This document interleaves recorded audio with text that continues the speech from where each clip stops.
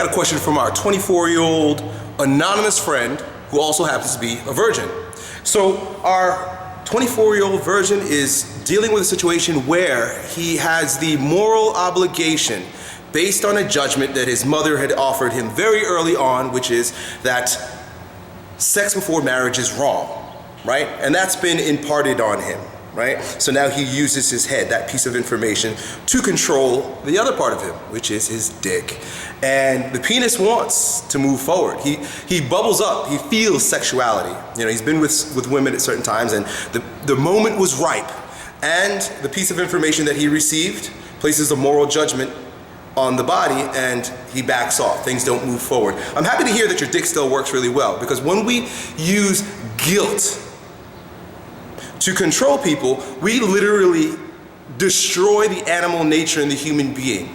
We destroy the sexual nature of the human being in every regard. And guilt is not an emotion. Guilt is a tool whereby a moral judgment is placed on a real emotion. See, sexuality is a real emotion. It's energy moving in your body. So when you have warm feelings in your heart for a particular woman and the energy rises in you, you get an erection, that is an actual emotion. That's energy moving in your body. Guilt is a concept. It's a tool that's used to turn you on yourself. So you place moral judgments on what's happening in your own body, and then you end up with this battle, this cognitive dissonance. You don't know what to do. I think the term is ambivalent. You just become like confused, and it's like, my body wants to move forward. I have these warm feelings, but I've constantly squashed, put down what is happening in my body because a piece of information that I had been conditioned to receive and have personally received and used.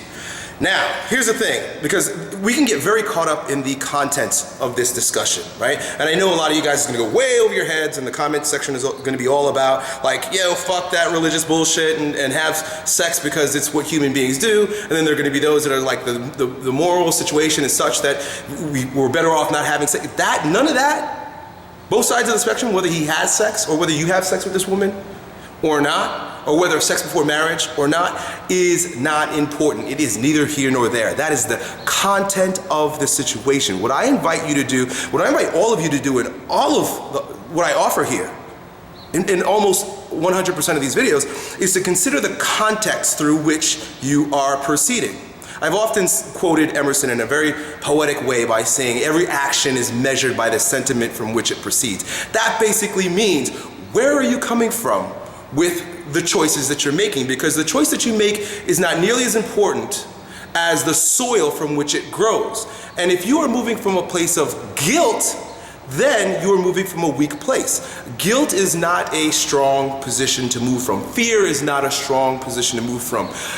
Anger is not a strong position to move from. These are weaker emotions, or they're weaker concepts through which we approach life. But if you're moving from a place of strength, like, I am firmly convicted in the reason why I'm making this choice. I believe I have personally chosen. I feel strong about why I'm doing what I'm doing, and I can back it up with all sorts of good feelings about how, because we could talk ourselves in circles. We could philosophize till the sun goes down, but really all that matters is, well, how do you feel about that? How's that working out for you? How's that manifesting itself in your body? And if you're breathing deep and you're feeling good and there's pleasurable, joyful feelings in your body as you make the decision you're gonna make, whether it's having sex or not having sex, then you're moving from a strong place. You're moving from the right place, because it is firmly aligned with your head, your heart, and your balls. But if there is any kind of dissonance between what's happening in the head, the heart, and the balls, what's happening between the head and the body, then you're moving from a weak place, right? The context is far more important than the content. So I can kind of guess the position you're moving from here. Actually, I've already said it, it's guilt. You're using the guilt that your mom so insidiously and skillfully injected into your consciousness so that you will not have sex. And I didn't give the whole story. Apparently, your father wasn't around. I don't know if he passed away. Grew up without my father. My mother raised me. Look, your mom raising you without a male role model means that she was in a position where the best that she could offer in order to control you and perhaps your brothers or your other siblings was to castrate you. And it doesn't make her a bad woman, but it makes her a woman who was somehow left by a man. I don't know the situation, either he passed away or he just, he didn't feel like being around. But either way, a man did something to her. A man left her, and she's in a situation where she's growing a man now, and to deal with the sexuality of this young man growing up in her house is far easier if you castrate him very early on. And that's essentially what happened. It's moral castration. It's not physical castration. She didn't cut off your dick, obviously. But in a moralistic way, you were castrated at a very young age, right? And for anyone who would argue that point, he's 24 years old and had sex.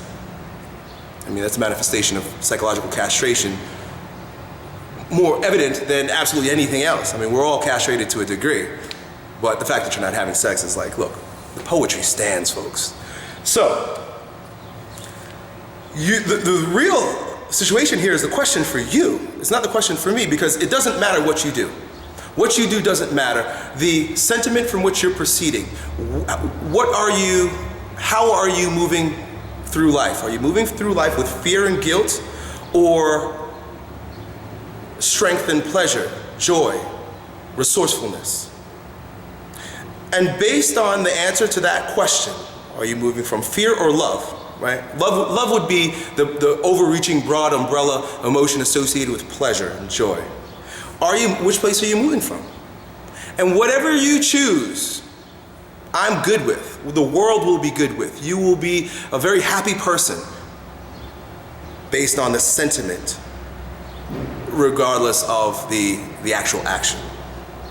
Cool, so I hope you understand that, dude. Figure out where your heart is, and then be honest with yourself about the actions that you take. Peace.